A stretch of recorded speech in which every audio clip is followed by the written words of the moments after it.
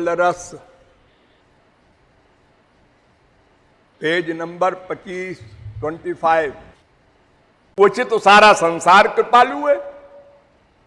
देखो, एक आदमी कपड़े की दुकान पर बैठा है, उसकी अपनी दुकान है, उसने उसके लिए 10-20 लाख तगड़ी दी है और किराया देता है, नौकर को रख रखा है, उसको भी पे करता है, और उधार लेकर के, कर्ज लेकर के 1 लाख 2 लाख 10 लाख की साड़ियां ला के रखे हैं, और ठीक टाइम पर 10 बजे वो दुकान खोलकर झाड़ पोंछ करके बिल्कुल तैयारी के साथ आपके स्वागत के लिए बैठता है। अगर ऐसी दुकान न खोल के वो बैठे तो आपको साड़ी चाहिए तो कहां कहां घूमेंगे आप? अरे क्यों भाई, इस घर में जाओगे, तुम्हारे यहां साड़ी बिकती है? वो कहेगा नहीं। क्यों भैया, तुम्हारे यहां बिकती है? नहीं। तो दिन भर तुम हर मोहल्ले में घूमते रहोगे, तुम साड़ी कब खरीदोगे? तो तुमने रुपया दिया तो साड़ी वाले के लिए तुम कृपालु, 10 रुपया अधिक मिल गया उसको एक साड़ी में, और तुमको तमाम ढूंढना नहीं पड़ा, सीधे एक जगह गए, वो साड़ी खरीदा और घर चले आए, आधा घंटे में काम तमाम। तो तुम्हारे लिए वो कृपालु है। ऐसे ही मां कृपालु बेटे के लिए, बेटा कृपालु मां के लिए, स्त्री कृपालु पति के लिए, पति कृपालु स्त्री के लिए। कारण युक्त कृपालु तो सारा संसार है। बस एक सेंटेंस में समझो, बाय रीजन दया करने वाला सारा संसार है। कारण हो सब कृपा करने को तैयार है। हर चीज आपको कारण से मिल जाएगी। जैसे रुपया है, एक कारण है। अब रुपए से आप जो चीज चाहे सो ले लें। हमारे देश में अथवा किसी भी देश में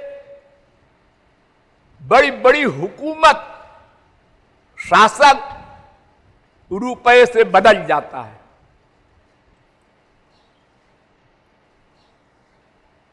खाली कुछ बातें हैं ऐसी जैसे मृत्यु वगैरह, इस पर रुपये का बस नहीं चलता, जो भगवान संबंधी मामले हैं, और बाकी सब पर रुपए का प्रभाव हमारे संसार में चल रहा है। वो सब कृपालु है।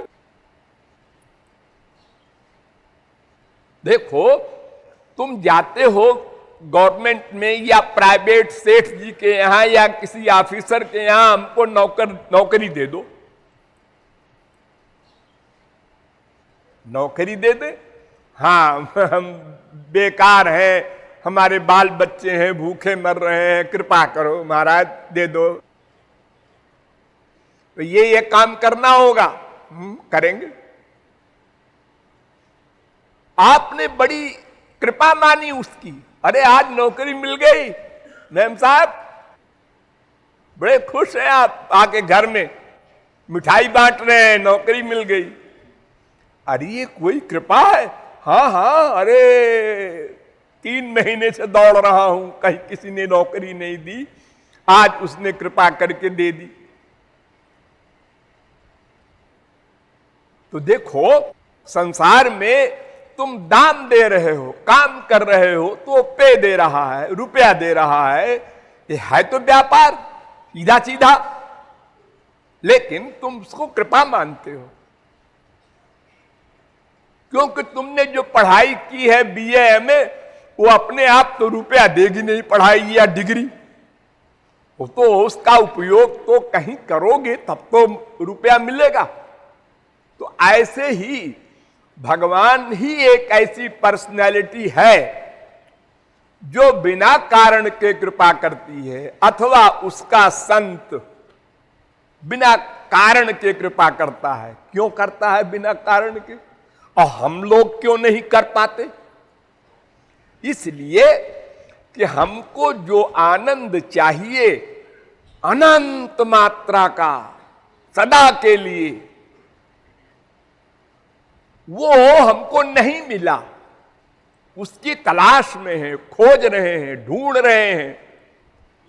इसलिए स्वार्थ के लिए ही हम सब काम करते हैं। लेकिन भगवान और महापुरुष का कोई स्वार्थ अवशिष्ट नहीं। उनको आनंद मिल चुका है, ज्ञान मिल चुका है, सब कुछ प्राप्त है। इसलिए अब वो करें क्या बेचारे? अरे कुछ तो करना पड़ेगा उनको, मन है, बुद्धि है, इंद्रियां है, शरीर है, बस दूसरे के लिए करो। और क्या करोगे? अपने लिए कुछ कर ही नहीं सकते, कुछ करने ही नहीं बाकी। देखो, गधे की अकल से समझो। मक्खन होता है, दूध से निकलता है मक्खन, लेकिन मक्खन में भी पानी होता है। जब टेम्परेचर दिया जाता है मक्खन को, तो वो पानी बोलता है, जलता है तो बोलता है। जो जो पकता जाता है वो मक्खन, त्यों तो आवाज कम होती जाती है। पट पट पट पट पट पट पट पट पट पट, चुप।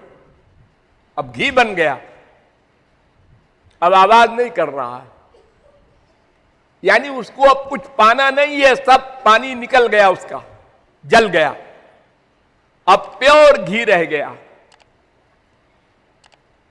ऐसे ही जो जीव भगवान को प्राप्त कर लेता है, उसकी माया चली जाती है, अज्ञान चला जाता है, दुख समाप्त हो जाता है, वो आनंदमय हो जाता है। उसको कुछ नहीं चाहिए, स्वार्थ नहीं है। तो जिसका स्वार्थ नहीं है वो कोई वर्क क्यों करेगा? अरे भाई, एक महापुरुष बैठा है और खड़ा हो गया, अब पूछो क्यों खड़े हुए? क्यों खड़े हुए? सब खड़े होते हैं। अरे ये सब तो बैठे बैठे थक जाते हैं, इसलिए खड़े होते हैं।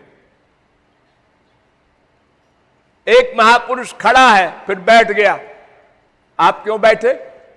क्यों? सब बैठते हैं। अरे तो सब तो के पैर थक जाते हैं तो वो बैठ जाते हैं, आपको तो कोई फीलिंग नहीं है दुख की।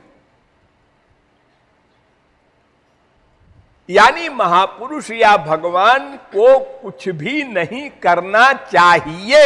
ये सेंटेंस याद कर लो। आंख उठाकर किसी को देखा, क्यों देखा? किसी का वाक्य सुना, क्यों सुना? तुमको कुछ नहीं करना चाहिए, क्योंकि तुम सब कुछ पा चुके, घी बन गए। लेकिन फिर मैंने देखा कि वही घी फिर बोला। कैसे बोला? जब उस तपे हुए घी में हमने कच्चा आटा, जिसको पूड़ी कहते हैं आप लोग, रोटी, वो डालते हैं तो घी बोलता है। उसको पकाने के लिए, अपने पकाने के लिए नहीं, उस रोटी को पूड़ी बनाने के लिए, पकाने के लिए बोला। और जब पूड़ी बन गई तो फिर चुप। दूसरी रोटी डाला फिर बोला, और जो रोटी पक गई तो चुप। यानी वो दूसरे के लिए ही वर्क करता है, जिसका अपना कोई स्वार्थ ना हो। तो भगवान और महापुरुष का वर्क अपने लिए कुछ हो ही नहीं सकता, किंतु रहा नहीं जाता दूसरे के वर्क किए हुए। दूसरे के उपकार के लिए अवतार लेते हैं, बार बार आते हैं, हम लोगों की गालियां खाते हैं, हम लोगों की बुराई सुनते हैं।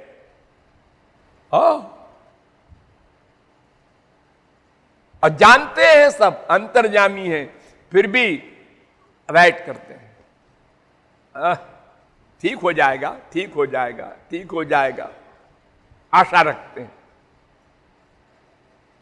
आप लोग यहां साधना करते हैं और अपराध भी खूब करते हैं। कभी क्रोध युक्त, कभी लोभ युक्त, कभी ईर्ष्या युक्त, कभी दूसरे में निंदा की भावना, दोष देखना, ये सब गड़बड़ी आप लोग करते रहते हैं चोरी चोरी। कितना यहां बताया गया है कि मौन नियम का पालन करो। सारे जीवन तो तुम बोल रहे हो लगातार गंदी गंदी संसार की बातें। यहां 10 दिन 20 दिन महीने भर को आए हो तो यहां का नियम है मौन नियम का पालन करो, कोई संसारी बात मत करो।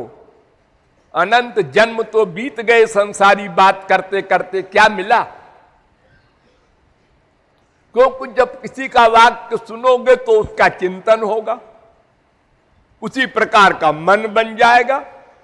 तो इधर कमाई करो और उधर गमाई होती रहे, वो खर्चा होता रह गया, चोरी चला जा रहा सामान।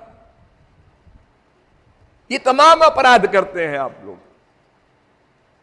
हाँ, भगवान के प्रति भी करते हैं, गुरु के प्रति भी करते हैं और आपस में भी करते हैं। अपने को सबसे अधिक दीन पतित अधम मानना, ये सिद्धांत है नंबर 1 का। नहीं मानते इसको आप लोग? हम काबिल हैं, एक सोचता है हम प्रचारक हैं, एक सोचता है हम करोड़पति हैं, एक सोचता है हम बड़े सुंदर हैं। सबको बीमारी लगी हुई है। यही अहंकार है जो हमको आगे नहीं बढ़ने देता। तो भगवान और महापुरुष बिना कारण के कृपालु हैं और सारे संसार के लोग कारण सहित कृपालु हैं। कृपालु सब।